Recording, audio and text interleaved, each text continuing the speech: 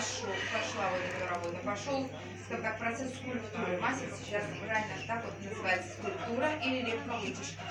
И эта техника имеет определенное название, и из одной части стекла делается. Что это значит? Из печи достает кусок стекла, определенное количество, заранее все продумал, просчитал, и в 2 минуты должен уложиться, нельзя исправить, слепить скульптурку. Это касается большой скульптуры, это касается маленьких изделий. Поэтому все просматривается заранее. Не успел по времени, срезается, переделывается.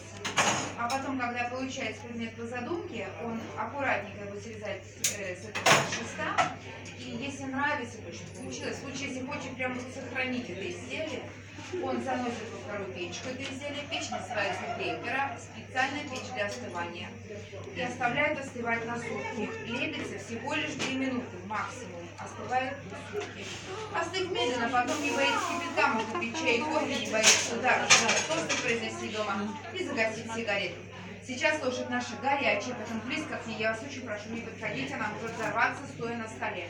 Грация маэстро.